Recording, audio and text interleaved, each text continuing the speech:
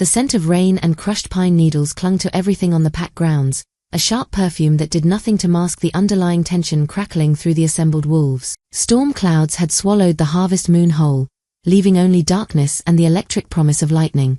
I pulled my threadbare green cloak tighter around my shoulders, the worn fabric doing little against the cold that had nothing to do with temperature. Being an Omega in a world ruled by Alphas meant learning the art of invisibility, how to move through crowds like smoke, how to make yourself so unremarkable that eyes slide past without catching. My dark hair, dampened by the gathering mist, hung loose around my face, and I was grateful for its concealment. Tucked beneath my cloak, my grandmother's moonstone pendant rested against my heart, its weight more comforting than any blanket. She had pressed it into my palm 3 years ago, her weathered hands trembling as she whispered, "When the silver comes, child, trust what you carry. The moon marks its own." I hadn't understood then. The memory had become a riddle I turned over and over in quiet moments, searching for meaning in words that felt like prophecy. "Make way for Alpha Kade." The command cut through the murmuring crowd, and pack members parted like a river splitting around stone. I pressed myself against the rough bark of an ancient oak, lowering my gaze as instinct demanded. He entered with the absolute confidence of a wolf who had never questioned his dominance, shoulders broad beneath a cloak of charcoal fur, his dark hair swept back from a face carved with authority. At his side walked Beta Commander Rowan, and flanking them were warriors whose hands never strayed far from their weapons. But it was the small figure trailing behind them that caught my attention, held it despite every survival instinct screaming to look away. Finn. Alpha Kade's son, barely 6 years old, his small face set in lines too serious for childhood. The boy I had saved 6 months ago when silver poisoning from a rogue's blade had nearly claimed his life. I had worked through 3 days and nights, combining grandmother's herbal knowledge with something deeper, a warmth in my palms that seemed to flow into his small body, drawing out the corruption. Kade had held my hand afterward, his thumb tracing circles on my wrist while Finn slept peacefully for the first time in days. "You gave me back my son," he had said, his voice raw with emotion. "I won't forget this, Mira. I won't forget you." But gratitude, I was learning, had an expiration date. "The harvest moon should shine upon us tonight," Kade began, his voice carrying effortlessly across the grounds. "Instead, we stand in darkness. Perhaps it's fitting." He paused, and I felt the weight of something terrible gathering in that silence. Our pack has been isolated too long. The northern territories grow unstable, rogues multiply, and we stand alone against threats that require alliance. My chest tightened. I knew what came next. The rumors had been circulating for weeks, growing from whispers to certainty. Therefore, I announced my intention to take a new Luna. Kade's words fell like stones into still water. "Celeste of the Northern Alliance has agreed to join our pack, bringing with her the strength of 3 territories and the promise of unified defense." She stepped forward then, and even through the mist, her presence commanded attention. Celeste was everything I was not, tall where I was small, commanding where I faded into backgrounds, draped in ceremonial white and gold that seemed to glow against the storm-dark sky. Her auburn hair was woven with silver thread, and her smile held the sharp edge of a blade wrapped in silk. Thunder rumbled overhead as my world tilted sideways. My hand moved instinctively to my abdomen, pressing against the place where, for 3 weeks now, I had felt a presence I couldn't explain. A warmth, a flutter like butterfly wings. And tonight, as lightning flashed across the sky, I saw it, a silver glow emanating from beneath my palms, visible only to me, pulsing in rhythm with my racing heart. The moon marks its own. Grandmother's pendant burned against my skin as understanding crashed over me. Not just pregnant. The journals she'd left me, filled with faded script about Omega magic and ancient bloodlines, had mentioned this, the moon's mark that appeared only on carriers of blessed children. Twins born under celestial alignment. Children prophesied to unite what had been fractured. I was carrying Kade's heirs. The pack's future was growing in my womb even as he crowned another female as their Luna. "This union will be formalized at the new moon," Kade continued, and I watched him place a circlet of woven silver upon Celeste's head. She turned to survey the crowd, and when her gaze found me, somehow, impossibly, picking me out from among hundreds, her smile widened. There was recognition in those cold eyes. Knowledge. As if she knew exactly what I carried and had already calculated its worth. Or its threat. I should have stayed silent. Should have melted back into the crowd and disappeared into the night. But 6 months of whispered promises, of hands held in darkness, of a connection I'd believed was sacred, it all combusted in my chest like dry kindling. I stepped forward. The crowd noticed, heads turning, murmurs rising. Kade's gaze found mine across the distance, and for one heartbeat, I saw something flicker in his expression. Regret? Recognition? But it died as quickly as it appeared, replaced by the cold mask of political necessity. This doesn't concern you, Mira. His voice was gentle, which somehow made it worse. Return to your place. Return to your place. As if I had ever had one. As if I hadn't saved his son, hadn't shared his bed, hadn't been promised a future that was now being handed to a stranger in ceremonial gold. The silver glow beneath my palms pulsed stronger, and I felt it then, not one presence, but two. Twin heartbeats synchronizing with my own. The twins reacting to my anguish, trying to comfort me from within. I would not beg. Would not expose them to a pack that saw omegas as disposable and prophecy as political inconvenience. As rain began to fall in earnest, I backed away, one hand pressed protectively over my womb. Celeste watched me retreat, her smile never wavering, and in that moment, I understood with perfect clarity. She knew. And she would stop at nothing to eliminate any threat to her new crown. I had to run. Tonight. Before anyone else discovered what I carried. Before she could destroy the pack's future, and mine, before it even drew breath. The rain had turned to a downpour by the time I reached my small cottage on the pack's eastern edge. My hands shook as I pulled my grandmother's leather satchel from beneath the floorboards, the hiding place she'd shown me as a child, telling me, every wolf needs a bolt hole, even in their own den. Especially in their own den, I now understood. I packed with methodical urgency, the journals filled with her spidery handwriting, bundles of dried herbs wrapped in oilcloth, the few coins I'd saved from healing work, a water skin, dried meat, a spare cloak. The moonstone pendant stayed around my neck. Everything else, the threadbare furniture, the herb garden I'd tended for 3 years, the life I'd built from scraps, I left behind without ceremony. The twins pulsed beneath my heart, their presence somehow both comforting and terrifying. I pressed my palm against my abdomen, whispering, I'll keep you safe. I promise. Lightning illuminated my cottage one last time as I slipped out the back window. I knew the patrol routes, had treated enough injured sentries to understand the gaps in coverage.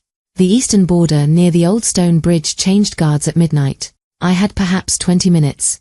The forest swallowed me whole. Day 1. Rain masked my scent, but exhaustion was a more dangerous enemy than pursuit. By dawn, I had put perhaps 10 miles between myself and pack territory, following game trails and streambeds that left minimal tracks. My boots were soaked through, my cloak heavy with water, and the first waves of nausea hit as grey light filtered through the canopy. I collapsed beside a fallen log, retching into the undergrowth while the twins seemed to radiate apologetic warmth. Morning sickness, my grandmother's journals had called it, though this felt more like my body staging a revolt. Sorry, I whispered to them, wiping my mouth with trembling hands. I'm sorry you're stuck with such a mess of a mother. The warmth intensified, not apologetic, I realized. Comforting. They were trying to soothe me.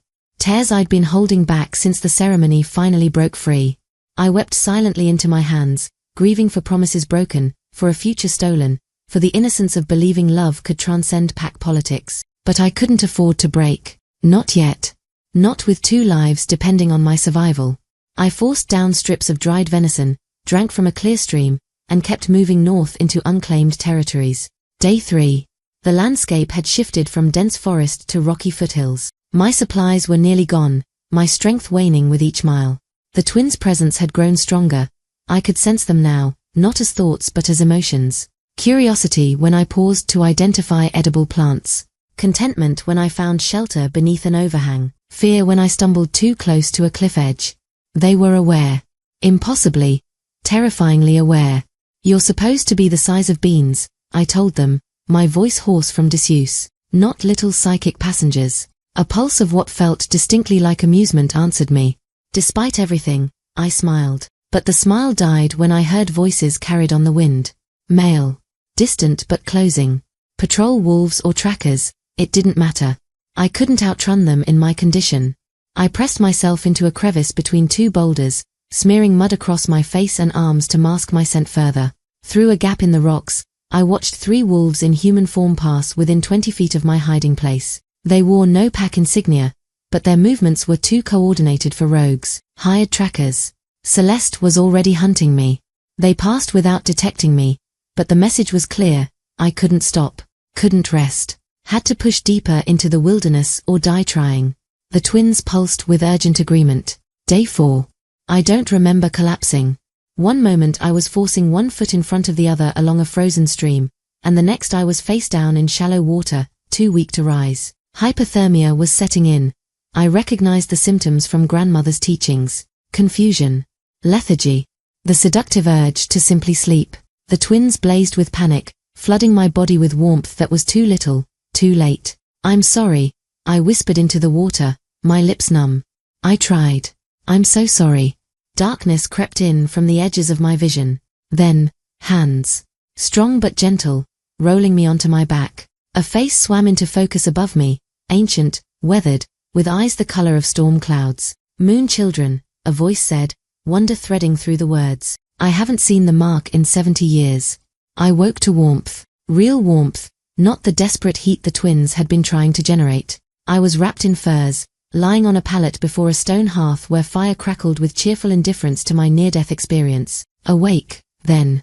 The voice belonged to the face from my fragmentary memory, an old she-wolf with silver hair bound in a complex braid. She sat in a carved wooden chair, watching me with unsettling intensity. You led them on quite a chase before your body gave out. I tried to sit up, but she raised a hand. Rest. You're safe here.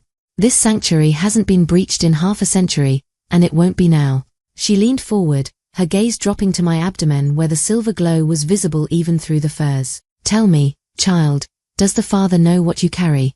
My throat closed. I managed to shake my head. Good. Let's keep it that way. She rose with surprising grace for her apparent age, moving to a shelf lined with ancient text. My name is Elder Thorn. I was Luna of the Northern Territories before the Pack Wars scattered my people.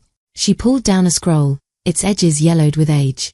And you, Omega, are carrying something that hasn't been seen since my grandmother's time. She unrolled the scroll before me. Faded illustrations showed twin wolves wreathed in silver and gold light, their eyes luminous with power. Text in an archaic script flowed around the images. The Moon Children, Thorn said quietly. Born under celestial alignment, blessed with dual gifts, prophesied to unite fractured packs and usher in an era of peace. Her storm cloud eyes met mine. They're also the greatest threat any ambitious alpha has ever faced. Because true power, the kind that changes the world, can't be controlled. It can only be respected or destroyed. The twins pulsed against my hand, and for the first time since fleeing, I felt something beyond fear. I felt purpose. Then we make sure they survive long enough to fulfill that prophecy, I said, my voice stronger than it had been in days. Thorn's smile was fierce. That's exactly what your grandmother would have said. Kade stood at the window of his study, watching rain streak down the glass in patterns that reminded him too much of tears. 3 weeks had passed since the harvest moon ceremony. 3 weeks since he'd seen the look on Mira's face as he crowned another female Luna. 3 weeks of a hollow ache in his chest that had nothing to do with political triumph. The perimeter reports are on your desk, Alpha. Celeste's voice cut through his thoughts like a blade through silk. She moved into the room without knocking, a habit she developed immediately after the mating ceremony.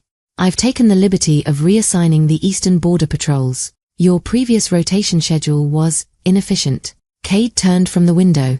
His new Luna stood with perfect posture in a gown of deep crimson, her auburn hair arranged in an elaborate style that must have taken hours. She was beautiful, powerful, politically connected.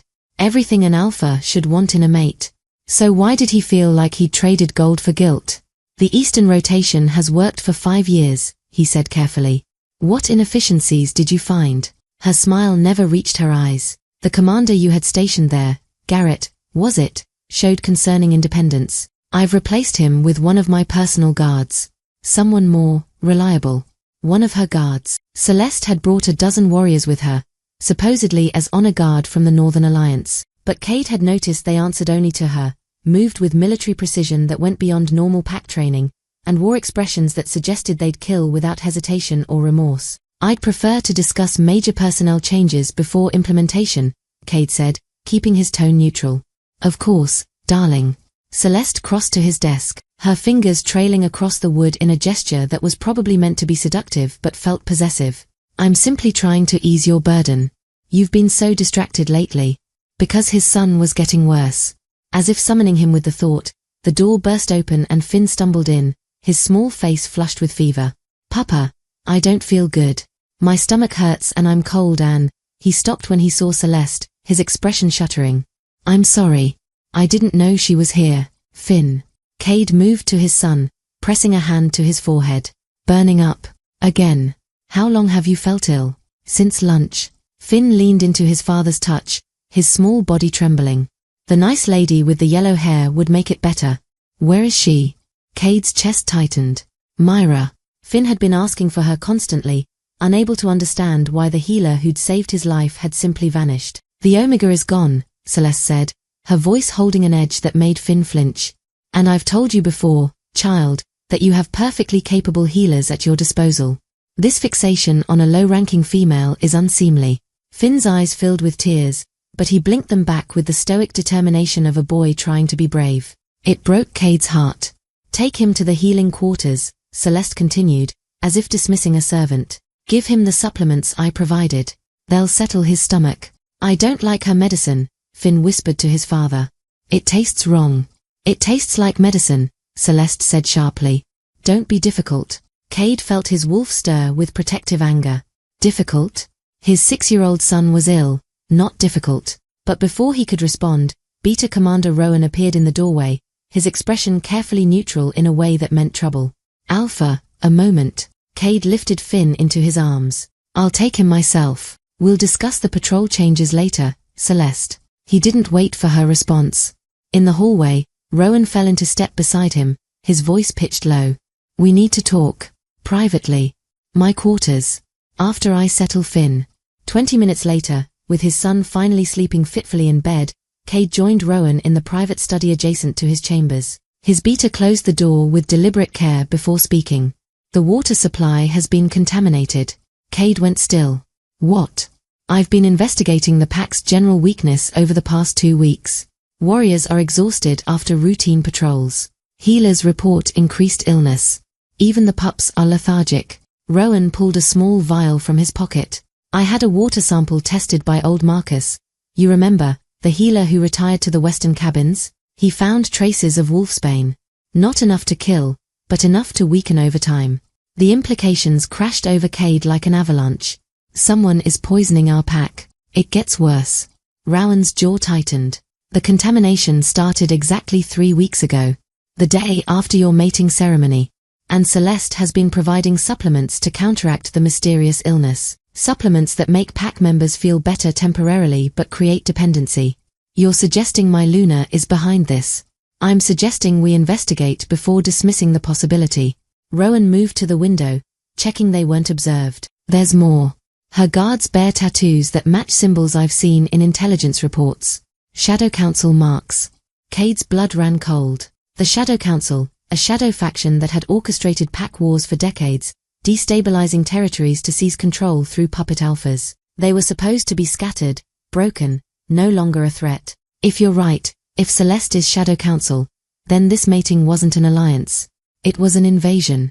And we invited her through the front gate. Rowan's expression was grim. There's one more thing. The Omega healer, Mira. I've had discreet inquiries made. No one's seen her since the ceremony. She didn't take the northern road or the trade routes. It's like she vanished. She ran. Kade's voice came out hollow. He thought of her face in the crowd, the way she'd stepped forward as if to speak, the devastation in her eyes when he dismissed her. She ran because of me. Maybe. Or maybe someone made sure she couldn't stay to ask inconvenient questions. The door opened without warning. Celeste stood in the threshold, flanked by 2 of her guards. Her expression was pleasant, but her eyes were chips of ice. Darling, you missed our council meeting. I came to make sure everything was all right. Her gaze slid to Rowan with reptilian assessment. Commander, I wasn't aware you were needed here. Just delivering patrol reports, Rowan said smoothly. How dedicated. Celeste moved into the room as if she owned it. I actually have wonderful news. Finn's illness is quite serious. The healers believe it may be the silver poisoning returning. But I've sent for a specialist from my territories who can treat such conditions. He should arrive within the week. Kade's protective instincts roared to life. Finn was cured of the silver poisoning. Completely. Was he? Celeste tilted her head. Or did a desperate Omega use temporary measures that mask symptoms without addressing the root cause? It's fortunate you have me now, with access to real healers instead of hedge witches. Every word was calculated to dismiss Mira's gift, to rewrite history, to make Kade doubt what he knew to be true.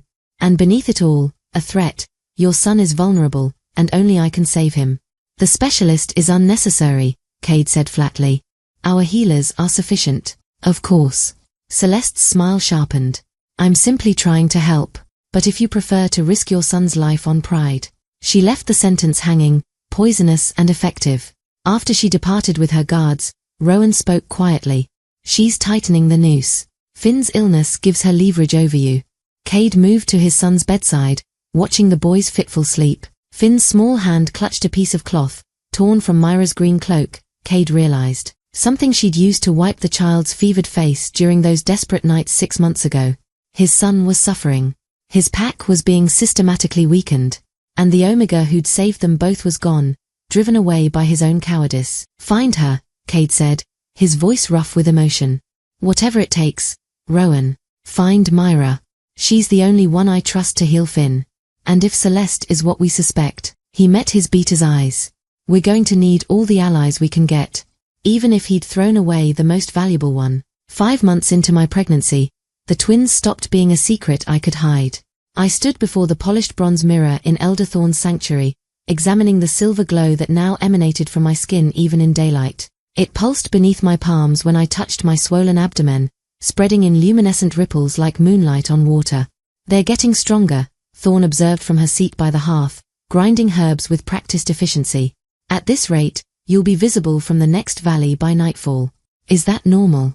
I asked, watching the glow intensify when one of the twins, I'd taken to thinking of them as left and right, though Thorn insisted they already had souls aware enough for true names, shifted position. Normal. Thorn's laugh was dry as autumn leaves. Child, there's nothing normal about moon children. The last pair born in my grandmother's time glowed so bright during their mothers' labor that wolves 3 territories away swore they'd seen a fallen star. I pressed my hand more firmly against my belly, and the twins responded with what felt distinctly like contentment. Over the past 2 months, our connection had deepened beyond simple awareness. I could sense their emotions, curiosity when I studied Thorn's ancient texts, playfulness when I sang the lullabies grandmother had taught me, fierce protectiveness when anything threatened our small sanctuary. And they could sense mine. Last week, when I'd wept over a passage in grandmother's journal describing the bond between Alpha and Omega mates, the twins had flooded me with such pure, unconditional love that I'd stopped crying and started laughing instead. They're trying to comfort me, I told Thorn, amazed. They're already taking care of their mother, she'd replied. That's the first gift of moon children, empathy so deep it becomes tangible. Now, watching the silver light dance beneath my skin, I wondered what other gifts they carried. And whether those gifts would be enough to keep us safe. A sharp knock at the sanctuary door made me jump. Thorn rose with surprising speed for her age, one hand moving to the carved staff she kept near her chair. Stay behind me, she ordered quietly. But when she opened the door, the visitor was no threat, just a weathered old wolf with kind eyes and a healer's satchel slung over his shoulder. Marcus. Thorn's tension dissolved into surprised pleasure. I wasn't expecting you until the spring thaw. Couldn't wait that long. Marcus entered, stomping snow from his boots. I've got news from the Southern Territories, and he stopped dead when he saw me, his eyes widening at the silver glow visible even through my wool dress. Moon and stars. The prophecy. This is Mira, Thorn said. And yes, she carries the blessed twins. Mira, Marcus is an old friend. A healer who shares our discretion regarding certain matters. Marcus set down his satchel and approached me with the careful reverence of someone approaching something sacred. May I? I nodded, and he placed gentle hands on my abdomen. Immediately, the twins pulsed with warmth, and Marcus sucked in a sharp breath. They recognize healing energy. They're responding to it. His voice shook with wonder. I've been a healer for 60 years, girl, and I've never felt anything like this. They're not just aware, they're already trying to heal. One carries fire, the other ice. Balance and duality. Fire and ice. I repeated. They're gifts. Marcus pulled back, his expression shifting from wonder to concern. The boy will be a healer like you've never seen. Warmth that knits flesh and burns away corruption. The girl will have the gift of emotional healing, soothing trauma, easing pain that has no physical source. Together, they'll be unstoppable. How do you know which is which? I asked. The same way you know which side of your body is which, even in darkness. They're distinct souls, child. Surely you felt it. I had. Left was warmer, more impulsive, radiating steady heat like banked coals. Right was cooler, contemplative, her presence like the stillness after a storm. Lyric and Ember, I whispered, the names arriving in my mind as if the twins themselves had suggested them. That's what they want to be called. Thorn and Marcus exchanged glances. They're telling you their names already, Thorn said quietly. Moon children born to a mother who can hear them. The prophecy runs deeper than I thought. Marcus pulled up a chair, his expression turning grim. Which brings me to why I risked the journey in winter. Mira, what pack did you flee from? Kade's territory. The southern range. And the new Luna, she arrived around the time you left. My chest tightened. The same night. Her name is Celeste. Auburn hair, cold eyes, traveled with a dozen personal guards. When I nodded, Marcus continued, she's Shadowcouncil. I'm certain of it now. I treated warriors from Kade's pack last week. They'd been sent to the healing springs with mysterious weaknesses. I found wolfsbane poisoning. Trace amounts, administered over time. The twins pulsed with alarm, responding to my spike of fear. She's destroying the pack from within, I said, my voice hollow. Weakening them for, what? Invasion. Takeover, Thorn corrected grimly. The Shadowcouncil doesn't invade. They infiltrate, poison, and rule through puppet alphas. I watched them do it to my own territory 70 years ago. She moved to her shelves, pulling down a leather-bound book. They've been scattered and broken for decades, but if they're reforming, the Moon Children would be their greatest threat, Marcus finished. Twins who can heal and unite packs, who carry the Moon's blessing. They'd destroy everything the Shadowcouncil has worked toward. I felt the blood drain from my face. She knows. Celeste. She looked at me during the ceremony like she knew what I carried. Then we're not safe here, Thorn said flatly. If she's Shadowcouncil, she has resources, trackers, assassins. She met my eyes. You need to go deeper into unclaimed territory. Tonight. Wait. Marcus pulled a folded letter from his satchel. There's one more thing. Kade's son, Finn, he's ill again. The healers say it's silver poisoning returning, but I suspect Celeste is poisoning the boy to maintain control over the Alpha. Kade sent scouts looking for you, Mira. Specifically you. My heart twisted painfully. Finn. The sweet child who'd called me Miss Mira and held my hand during his recovery. Innocent and suffering because of adult games. I can't, I whispered, even as everything in me screamed to help him. If I return, Celeste will kill me and the twins. If you don't return, Finn dies and Kade's pack falls to Shadowcouncil control, Marcus said gently. I'm not telling you what to do, child. I'm telling you the cost of every choice. The twins stirred, and suddenly I felt it, not their emotions, but their intent. Images flashed through my mind, Finn's small face, the pack grounds, danger but also purpose. They wanted to help. Even unborn, they were trying to fulfill their destiny. That's a decision for tomorrow, Thorn interrupted. Tonight, we need to. She froze, head cocked. Her nostrils flared. Run, she breathed. Now. I heard them then, howls in the distance. Multiple wolves, closing fast. Marcus cursed, moving to the window. There, 4 of them. Moving with military precision. Celeste's assassins, I said, my voice surprisingly steady. The twins were flooding me with urgent energy, sharpening my senses, preparing me to fight or flee. The back passage, Thorn ordered, pressing a small pack into my hands. It leads through the mountain. Don't stop until you reach the frozen river, then follow it north for 3 miles. There's a cave marked with 3 stones. What about you? I'm an old wolf who's been in more fights than you've had hot meals. Thorn gripped her staff, and I saw the warrior Luna she'd once been. Marcus and I will buy you time. Now go. I hesitated only a second before the twins pulsed with desperate agreement. I fled through the back passage as the front door splintered behind me. Thorn's wolf roar echoed off the mountain as I ran into darkness, one hand pressed to my glowing abdomen, praying the moon would guide us through one more night. The river nearly killed me. I plunged into water so cold it stole the breath from my lungs, the current dragging me downstream as I fought to keep my head above the surface. The twins blazed with heat, warming me from within, the only reason hypothermia didn't claim me in the first 30 seconds. Branches scraped my arms as I grabbed for purchase, finally catching a root that held long enough for me to drag myself onto the muddy bank. I lay gasping in the shallows, water streaming from my hair, the twins pulsing with what felt like relief mixed with reproach. I know, I wheezed. Terrible idea. but they were right behind us. Behind me, howls echoed through the mountain pass. The assassins would track me to the river, but the water would mask my scent. If I moved now, I might have an hour's lead. Maybe 2. I forced myself up, every muscle screaming protest, and stumbled along the riverbank. The cave Thorn mentioned was supposed to be 3 miles north. I'd made perhaps 1 mile before my legs gave out. As I collapsed against a tree, shivering violently, the twins sent me something new, not emotion, but vision. I saw Finn's face, pale and fevered, lying in a bed too large for his small body. Saw Kade pacing beside him, haggard with fear. Saw Celeste in the doorway, smiling that predator's smile. "You want me to go back," I whispered to them. "You're showing me why." The vision shifted. Now I saw the pack grounds from above, as if through a bird's eyes. Warriors stumbling through training, their movements sluggish. Healers tending to endless patience. The water supply, contaminated and killing slowly. All of it orchestrated by the woman who'd stolen my place. "If I go back, she'll kill us." The twins responded with absolute certainty, a feeling of rightness that transcended fear. This was their purpose. Our purpose. We were meant to heal, even at great personal cost, even if it meant walking into the wolf's den. I thought of grandmother, who'd spent her last breath warning me to trust the moon's mark. Thought of Thorn, who'd sacrificed her sanctuary to buy me time.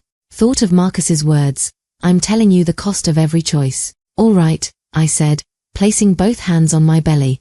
"But we do this smart. We survive, and we save that little boy." "Agreed." Twin pulses of fierce agreement answered me. I started walking south, toward the pack I'd fled, toward the Alpha who'd abandoned me, toward the future the twins had already chosen. 3 days later, the secret tunnels beneath the pack house smelled of earth and old stone. I discovered them during my time as pack healer, following Finn when he disappeared one afternoon during a tantrum. He'd shown me the passages with childish pride, making me promise not to tell his father. "It's my secret place," he'd whispered. "Where I go when I miss Mama."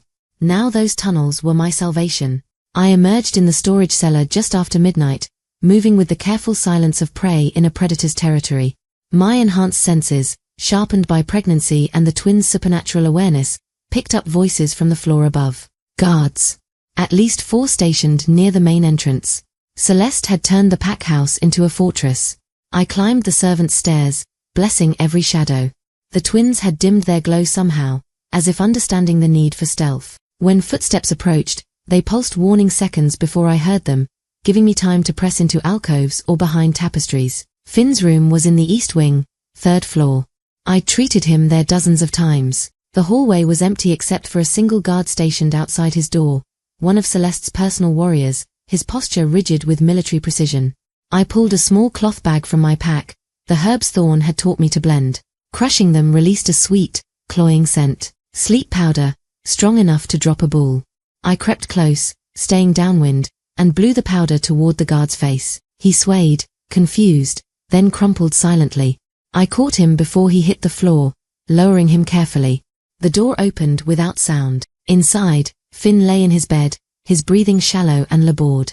Even from the doorway, I could see the silver poisoning's telltale signs, grey veins spreading from his fingertips, the unhealthy flush of fever, the way his small body trembled even in sleep. "Oh, Finn," I breathed, moving to his bedside. His eyes fluttered open at my voice. For a moment, confusion clouded his fevered gaze. Then recognition sparked, and tears welled up. "Miss Mira, you came back." His voice was barely a whisper, rough with illness. "I knew you would. Papa said you left, but I knew you wouldn't leave me forever." The faith in those words shattered something in my chest. I took his small hand, feeling the twins' pulse with urgent healing energy. "I'm here now," I said softly. "And I'm going to make you better. Can you tell me what hurts?" "Everything. My stomach, my head, my hands feel cold and burny at the same time." Tears slipped down his temples. "The new Luna gives me medicine, but it makes me feel worse. I told Papa, but he says I have to take it anyway." Because Celeste had convinced Kade his son needed her cure. Slowly poisoning the boy while pretending to heal him, ensuring her control over the Alpha. I pulled herbs from my pack, the same ones I'd used 6 months ago, augmented with Thorn's more potent additions. "I need you to be very brave, okay? This will taste awful, but it will help. Do you trust me?" "Always," Finn said simply. As I prepared the remedy, Mixing it with water from my own flask, the twins sent warmth through my palms. The liquid began to glow faintly silver. When I lifted it to Finn's lips, he drank without complaint, his small face scrunching at the bitter taste. "Good boy," I murmured, setting the cup aside. Then I placed my hands on his chest, and the twins' healing power flowed through me like never before. Silver gold light surrounded my palms, warm and gentle. I felt the poison in Finn's system as if it were a physical thing I could grasp. Corruption threaded through his blood, clinging to organs, weakening his small body. The twins' power chased it, burned it away, knitted damaged tissue. Finn gasped, his back arching. "It's warm. It doesn't hurt anymore." "That's Lyric and Ember," I told him, smiling through my own tears. "My babies. They want you to get better. You have babies." Finn's color was already improving, the gray veins fading. "Can I meet them?" "Soon. Right now, you need to." The door opened. Kade stood in the threshold, frozen in shock. His hair was disheveled, his shirt only half-buttoned, as if he'd rushed from sleep. His eyes traveled from me to Finn to the silver gold light still emanating from my hands. "Mira." My name came out strangled. "You're here. You're." His gaze dropped to my swollen abdomen, to the unmistakable evidence of pregnancy even my cloak couldn't hide. I watched comprehension dawn in his expression, shock giving way to realization, realization giving way to something that looked like devastation. "The child is mine," he said hoarsely. It wasn't a question. I lifted my chin, meeting his eyes without flinching. "I'm here for your son. Not you, Papa." Finn sat up in bed, sat up, when moments ago he'd been too weak to lift his head. "Miss Mira made me all better. Her babies helped." "Babies." Kade's voice cracked on the word. "Mira, are you twins?" Before I could answer, another voice cut through the tension like a blade. "How touching. The Omega returns." Celeste stood in the doorway, flanked by 4 of her guards. Her cold eyes took in the scene with predatory calculation. I wondered what triggered the wards I'd set on this room. Imagine my surprise to find our little runaway playing healer. The twins pulsed warning, urging me toward the window, toward escape. But I was done running. "You've been poisoning him," I said flatly. Slow silver poisoning masked as recurring illness. All to control his father. "Prove it," Celeste said with a smile. "Guards, seize the intruder. She's clearly using dark magic on the young prince." "She made me better," Finn shouted. "You're the one who makes me sick. The fever has made you confused, child." Celeste's voice dripped false sympathy. "Kade, surely you see what's happening? This Omega has infiltrated our home, used forbidden magic on our heir." "My heir," Kade interrupted, his voice deadly quiet. He moved to stand between Celeste and me, his body language shifting to protective. "And if she's used magic, it's healing magic. My son was dying an hour ago. Now he's sitting up in bed. Because she stopped poisoning him," I said. "Check her chambers. You'll find concentrated wolfsbane. Check the water supply. You'll find traces of the same poison." Celeste's mask slipped for just a second, her eyes flashing with cold fury. Then she smiled again, pulling a small device from her sleeve. "You should have stayed hidden, Omega." She raised the device to her lips, a whistle, I realized. "Now you'll die with your abominations." She blew, and though I heard nothing, the twins screamed warning through our bond. Below us, throughout the pack house, chaos erupted. Howls of attack, screams of surprise, the sound of guards turning on pack members, of doors being breached, of carefully laid plans finally springing shut. The coup had begun, and I was trapped in the center of it, carrying the future of all wolves in my womb, while the architect of destruction smiled her predator's smile. "Welcome home, Mira," Celeste said softly. "Now let's finish this." "Get Finn to the sanctuary chamber," Kade ordered, his voice cutting through the chaos erupting below. "Mira, you know the way. She's not going anywhere." Celeste gestured sharply, and her guards moved to block the door. "Neither of you are. This ends tonight." Kade's wolf rose to the surface, his eyes flashing gold. "Stand down, Celeste, whatever game you're playing." "Game." Her laugh was cold as winter iron. "This was never a game, you fool. This is war. One I've been orchestrating since the moment I accepted your pathetic proposal." She turned to her guards. "Bring them both to the council chamber. The Omega and the Alpha. The boy stays here under guard." "No." Finn scrambled from his bed, but one of the guards caught him easily, holding him despite his struggles. The twins pulsed with desperate urgency, flooding my system with adrenaline. Every instinct screamed to fight, to run, to protect. But Celeste's guards had silver-laced blades drawn, and Finn was hostage to my cooperation. "Let him go," I said quietly. "This is between us.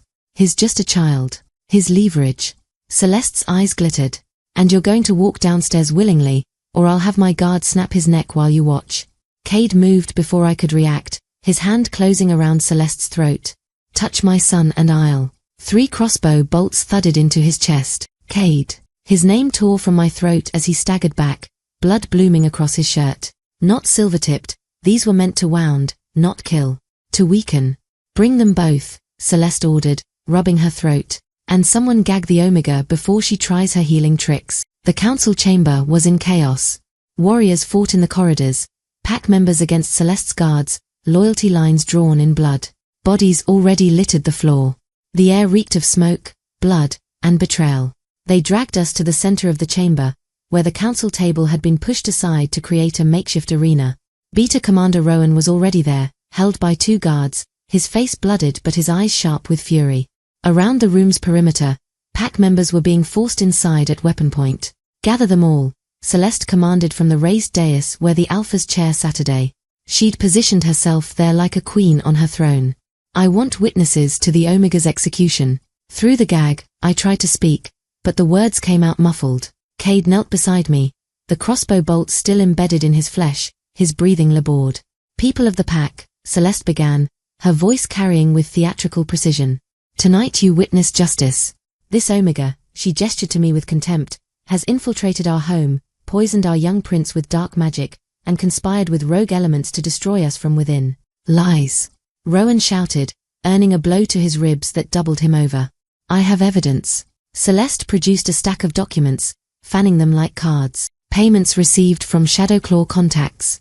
Correspondence discussing the prince's murder. Testimony from witnesses who saw her sneaking through the pack house. Forged. All of it, but convincing enough that I saw doubt flicker across pack members' faces. "She's Shadowcouncil." Rowan gasped out. "Check her guard's tattoos. Check the water supply. She's been poisoning us for months." More lies from a beta who's clearly been compromised. Celeste's smile was serene. "Guards, show them the traitor's evidence." They dragged forward a chest, opening it to reveal vials of wolfsbane, Shadowcouncil tokens, and my grandmother's journals, their pages covered in notes about healing magic. Taken from my cottage, planted here to condemn me. The twins pulsed with fury, and despite the gag, I felt power building in my core. Silver light began to seep through my clothing, growing brighter with each second. An elderly she-wolf gasped from the crowd. "The moon's mark. By the ancestors, she carries the mark." The murmuring grew louder. Pack members pressed closer, staring at the silver glow emanating from my abdomen. "Elder Miriam." Celeste's voice held a note of uncertainty for the first time. The old wolf stepped forward, her clouded eyes fixed on me with unmistakable awe. "I'm 93 years old. I've seen many things in my time. But this," she pointed a trembling finger at my belly. "The moon's mark. The blessed twins of prophecy." "Prophecy is superstition," Celeste snapped. "Is it?" Elder Miriam's voice grew stronger. "My grandmother told me of the last moon children. Born during the Great Pack Wars, they healed the wounded and united the territories. Their mother glowed with silver light, just as this Omega does now. They possessed dual gifts, one to heal flesh, one to heal hearts. Together, they brought peace that lasted 50 years. The twins responded to her words, their glow intensifying. Through our bond, I felt their recognition. This elder knew the truth, carried the history in her bones. She carries Alpha Kade's children, Elder Miriam continued. Blessed twins who will unite what has been fractured. And you, she turned to Celeste with sudden fierceness. You wear the mask of Luna, but you stink of Shadowcouncil corruption. Enough. Celeste's composure finally cracked. Guards, remove this senile fool. Check the water, Rowan called out, blood trickling from his mouth. We had it tested. Wolfsbane traces. Started exactly when she arrived. And her guards, another voice added, Marcus, pushing through the crowd with Thorn leaning heavily on his arm. Both looked battered but alive. They bear Shadowcouncil marks beneath their sleeves. I've seen them in battles 40 years past. The crowd's mood was shifting. Pack members were noticing details they'd missed. The military precision of Celeste's guards, the way they answered only to her, the strange illness that had weakened everyone since her arrival. You want evidence? Celeste's voice rose to a shriek. Fine. Yes, I'm Shadowcouncil. Yes, I poisoned your water. Yes, I've been weakening you for months. She pulled back her sleeve, revealing the distinctive spiral tattoo. And yes, I plan to kill your precious Alpha and rule through a puppet heir. The admission stunned everyone into silence. You want to know why? Celeste continued, her voice dripping with venom. Because I spent 20 years training, fighting, sacrificing everything for power. And then I discovered I'm barren, cannot produce a single heir. So I watched inferior she-wolves become lunars while I, stronger, smarter, more ruthless, was passed over because my womb is empty. She turned her fury on me. And then you. A worthless Omega who cannot even hold her Alpha's attention, somehow carries blessed twins, the universe's idea of justice. She laughed bitterly. I will burn this pack to ash before I let prophecy make you important. You already tried, Thorn said quietly. Your assassins failed. The moon protects its own. Celeste pulled a small whistle from her bodice, the same one she'd blown in Finn's room.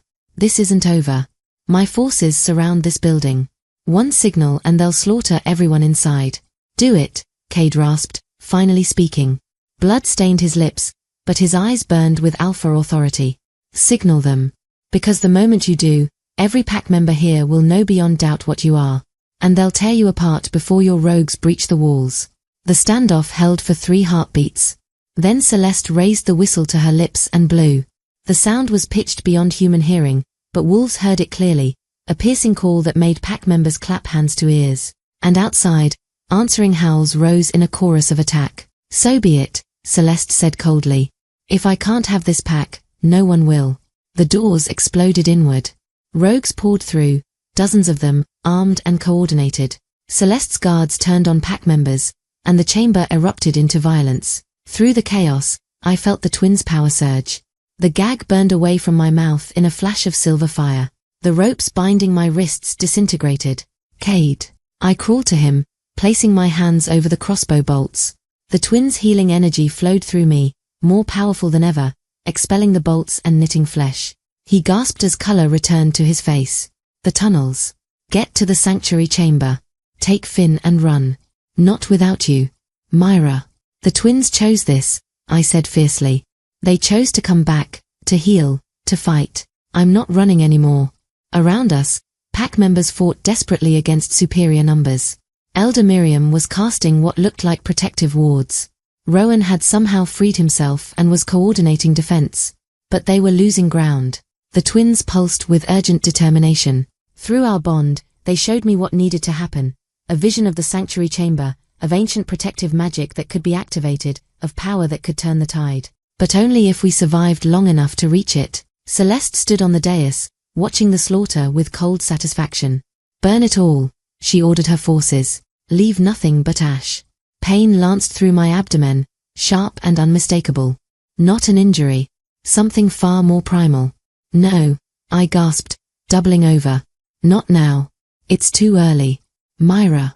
Kade caught me as my knees buckled. His eyes widened in understanding. The twins. They're coming. Another contraction seized me, and I bit back a scream. The twins pulsed with urgent energy. They weren't coming early by accident. They were forcing the birth now, responding to the danger surrounding us. Around us, the battle raged.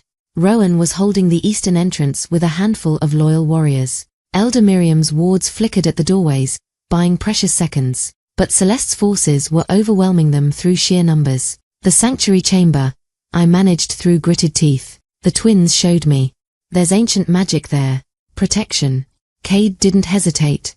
He swept me into his arms, moving with alpha speed toward the hidden passage behind the dais. A rogue lunged at us, but Rowan appeared from nowhere, his blade finding the attacker's throat. Go! Rowan shouted. We'll hold them. The passage was narrow and dark, lit only by the silver glow emanating from my body. Each step Kade took jarred through me, and I felt my water break, warm liquid soaking through my dress. Almost there, Kade murmured, his voice tight with fear. Hold on, Mira. Just hold on.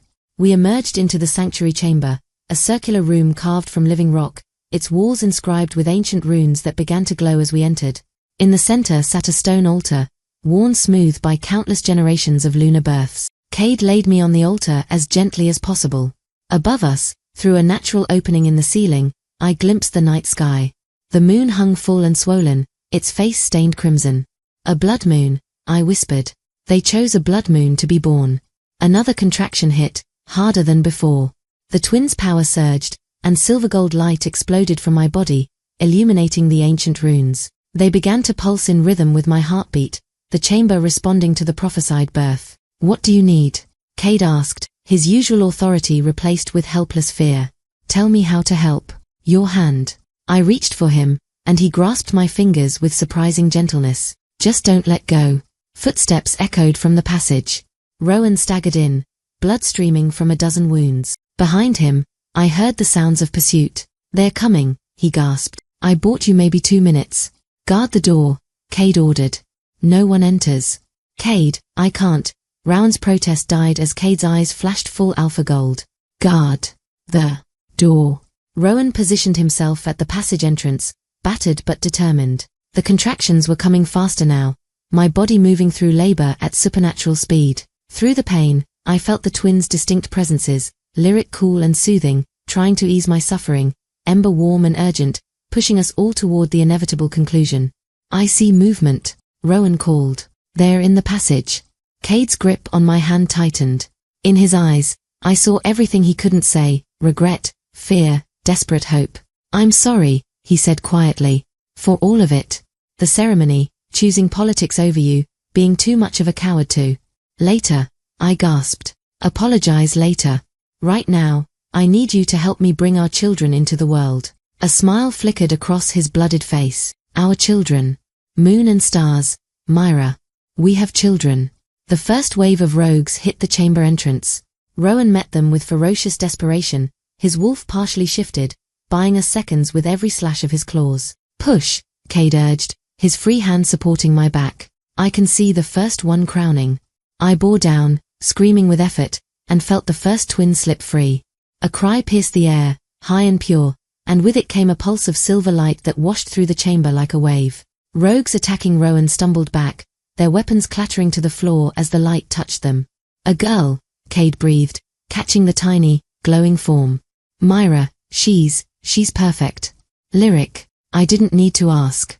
I could feel her cool, soothing presence as Kade placed her on my chest. Her eyes opened, pure silver, ancient and knowing, and she looked at me with recognition that shouldn't have been possible for a newborn.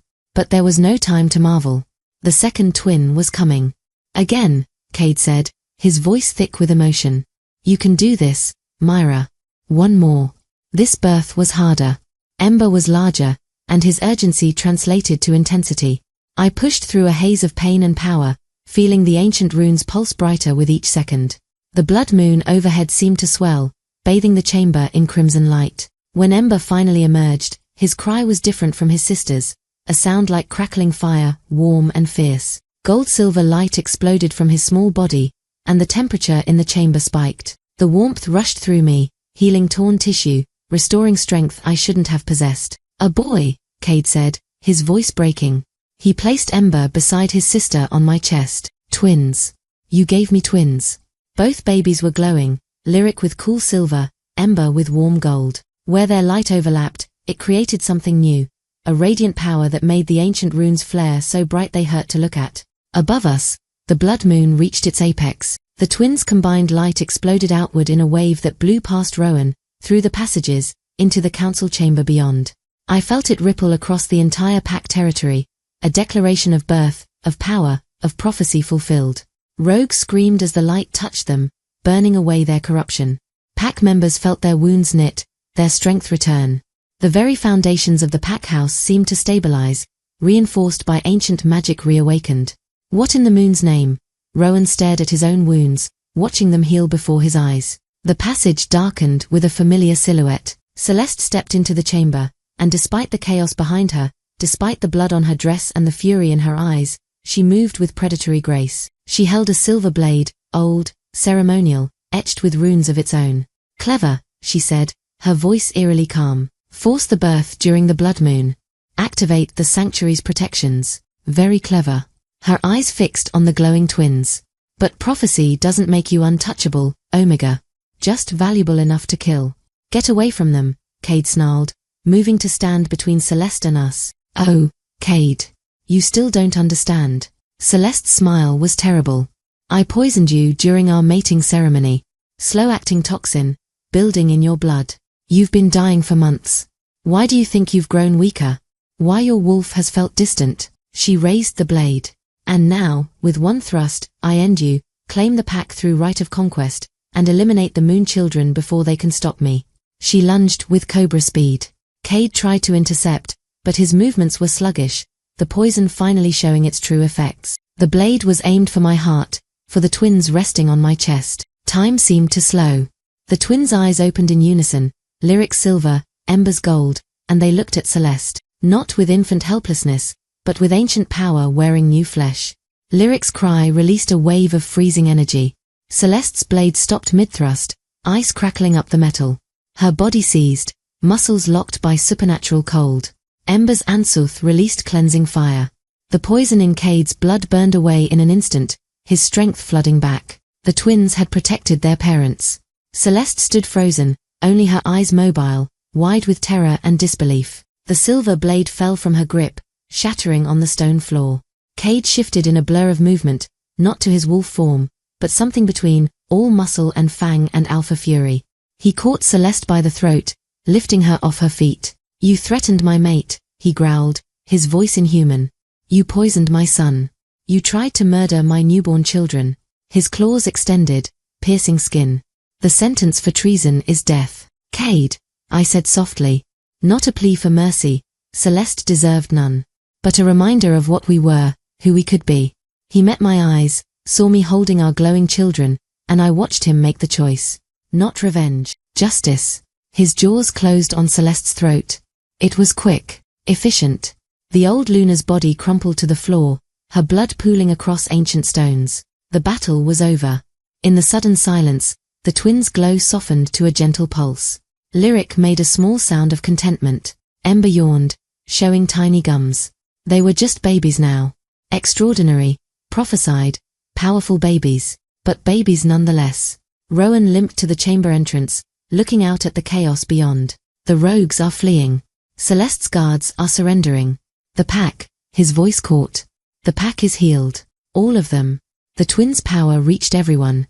Kade returned to my side, his hands shaking as he touched his children with reverent gentleness. I don't deserve this, he whispered. Don't deserve you, or them, or... No, I agreed. You don't. Not yet. I met his eyes steadily. But maybe, in time, you can earn it. He nodded, accepting the judgment. I'll spend the rest of my life trying. Above us, the blood moon began to fade, returning to its natural silver. The twins' glow dimmed to a soft shimmer.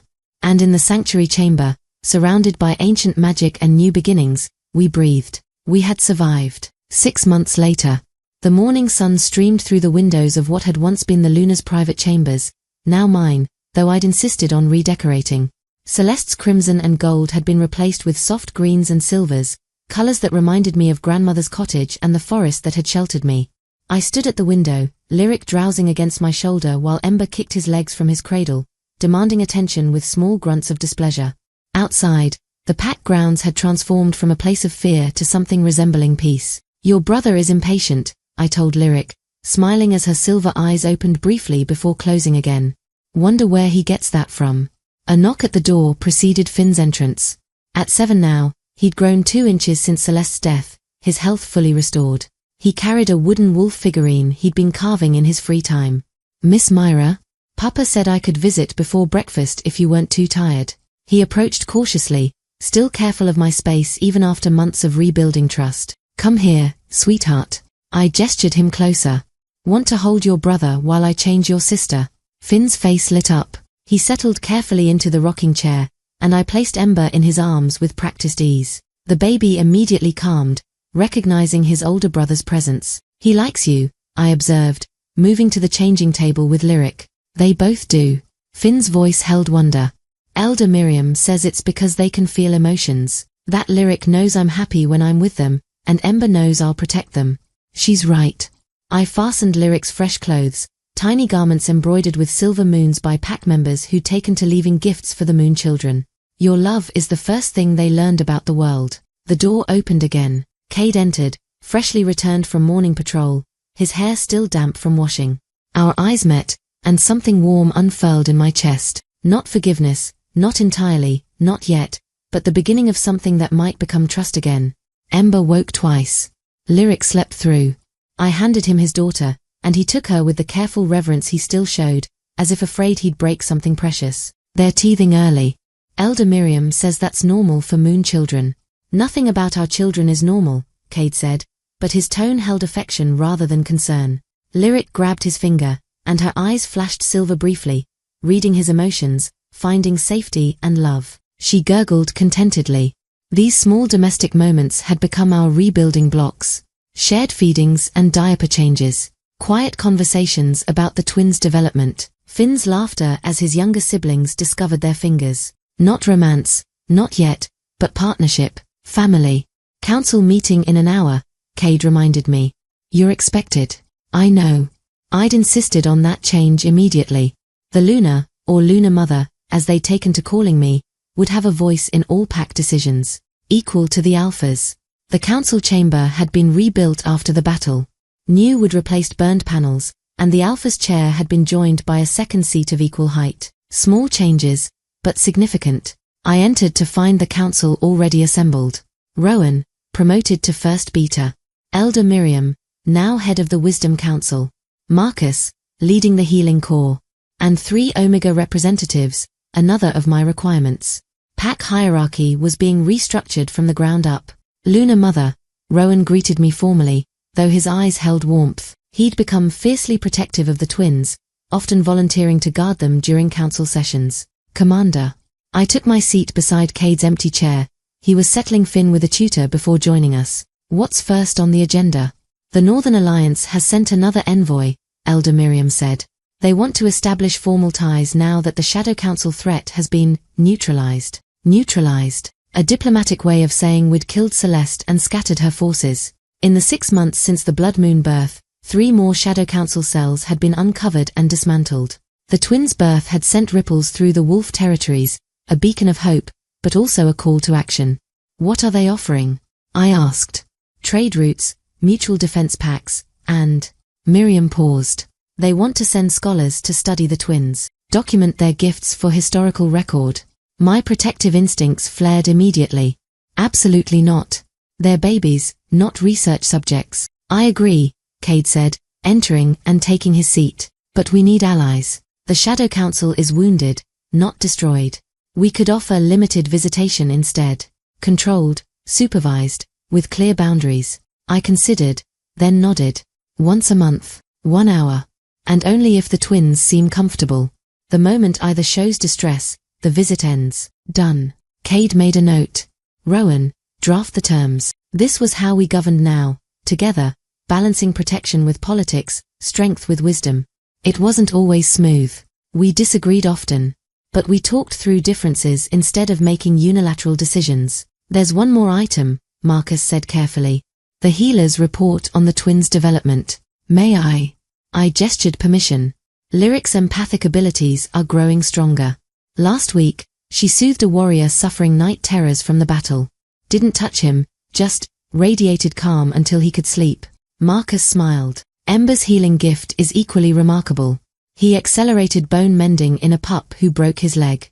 Cut recovery time from 6 weeks to 3 days. They're 6 months old, I said, amazement threading through my voice. How is this possible? Because they're fulfilling the prophecy, Elder Miriam said simply. Moon children don't follow normal development. They're born knowing their purpose, growing into their power. By their first birthday, I suspect their gifts will rival any adult healer in recorded history. The weight of that responsibility settled over me. These weren't just my children. They were hope incarnate for every pack struggling against Shadowcouncil corruption. They were the future we'd nearly lost. Then we make sure they grow up strong enough to carry that burden, Kade said firmly. But also happy enough to want to. Our eyes met, and in that moment, I saw the alpha he was becoming. Not the politician who'd crowned Celeste, but a father who'd learned that real strength meant protecting what mattered, even from himself. That evening, The pack gathered in the central square for the full moon celebration, a tradition I'd reinstated from grandmother's stories. Pack members of all ranks mingled freely, sharing food and stories while musicians played. I stood at the edge, watching Finn dance with other pups, his laughter ringing clear. The twins were strapped to my chest in a carrier Thorn had sent. She'd returned to her mountain sanctuary but visited often, unable to resist her grandpups. "They're staring," Kade murmured, appearing at my side with 2 cups of spiced cider. He was right. Pack members kept glancing our way, not with fear or judgment, but with something like hope. "Let them look," I said, accepting a cup. "We're proof that mistakes don't have to be fatal. That broken things can be repaired." "Can they?" His voice was quiet, vulnerable in a way Alpha Kade never would have allowed. "Can we?" I looked at him, really looked. Saw the sleepless nights caring for sick children. The patient hours learning to change diapers and prepare bottles. The way he'd publicly apologized to the pack for his failures. The restructuring of Omega rights and protections. The man doing the work of redemption, not just speaking words. "Ask me again in a year," I said honestly. "After you've proven this isn't performance but genuine change." He nodded, accepting the boundary. "Fair." Lyric stirred against my chest, and her small hand reached out, closing around Kade's finger. Ember mimicked his sister, and suddenly both twins were bridging the space between us, literally holding us together. "Subtle," I told them with a laugh. "They want their parents unified," Elder Miriam said, appearing beside us with surprising stealth for her age. "Moon children always push toward balance. Discord distresses them. Then they're going to have to learn patience," I said, but my tone was gentle. "Some things can't be rushed." "True." Miriam's eyes twinkled. "But some things are inevitable. You 4 are a family, Lunar Mother. However long it takes you to fully accept that truth." She drifted away, leaving us standing together as the full moon rose overhead, silver and pure, no longer stained crimson with blood and prophecy. Finn ran up, breathless and glowing with happiness. "Can we howl? Like we used to? All of us together?" "We never," Kade started, then stopped. "You mean like before your mother left?" "No." Finn took my free hand, then his father's, linking us. "Like now. Our new family. You, me, Miss Mira, Lyric and Ember. All of us." The twins cooed their approval, their glow brightening. Around us, pack members began to howl, a tradition signaling unity, celebration, survival. The sound rose to the moon in harmony. Kade met my eyes over Finn's head, asking permission. I nodded. Together, we howled. Finn's young voice, Kade's deep alpha resonance, my own Omega cry, and, impossibly, the twins joined us. Not with words, but with pulses of power that harmonized with the pack's song. Every wolf within 3 territories would hear this, would know the moon children lived, thrived, claimed their place in the world. And perhaps, in some dark cell where Shadowcouncil remnants plotted, they would hear it too. Would understand that prophecy had teeth, and the future they tried to prevent was already here. The song ended. Pack members cheered. Finn hugged us both, somehow managing to include the twins in the embrace. I love our family, he said simply. So do I, Kade said, his voice rough with emotion. Me too, I admitted, feeling truth in the words. We were broken and mended, scarred but healing, complicated but real. We were family. And for now, that was enough. 3 days later, the messenger arrived at dawn, a lone wolf, travel-worn and urgent. Rowan brought him directly to the council chamber where Kade and I were reviewing territory maps. Speak, Kade commanded. Alpha, Lunar Mother. The messenger bowed. I come from the Eastern Territories. There's been an incident. A she-wolf gave birth 2 nights ago during the lunar eclipse. The child. He hesitated. The child glows like silver fire. And there's word of another birth in the western reaches. Same phenomenon. My blood ran cold. I looked at Kade, saw my own shock reflected. More moon children. I whispered. The prophecy never said there would only be 2, Elder Miriam said from the doorway, her expression grave. It said the first pair would awaken the bloodline. Would call forth others who carried the gift dormant in their blood. How many? Kade asked. Unknown. Could be 3. Could be 30. Miriam's eyes found mine. But they'll need guidance. Protection. Training in gifts they don't understand. They'll need teachers, I finished. They'll need Lyric and Ember to show them the way. The messenger shifted nervously. There's more, Lunar Mother.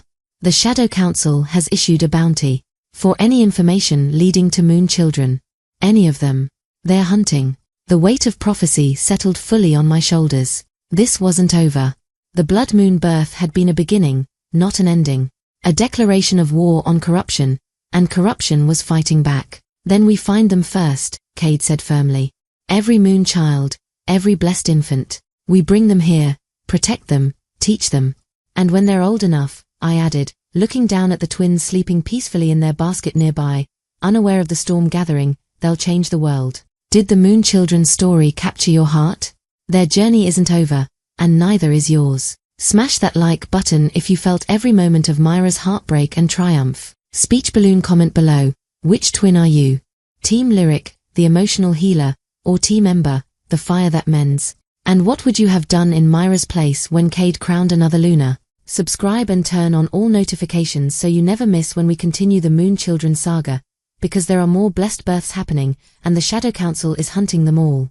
Mobile phone, share this story with anyone who loves. Betrayal that burns, redemption that costs everything, babies born with the power to change the world, fierce Omega mothers who bow to No any second chance, romance that must be earned. What happens next? Drop your predictions in the comments. Will Kade fully earn Mira's trust? How will Lyric and Ember handle their destiny? And WHO, are the other moon children being born across the territories? The prophecy has only just begun. Story complete. The Moon Children's saga continues in future installments as more blessed births occur and the Shadowcouncil rises to hunt them all.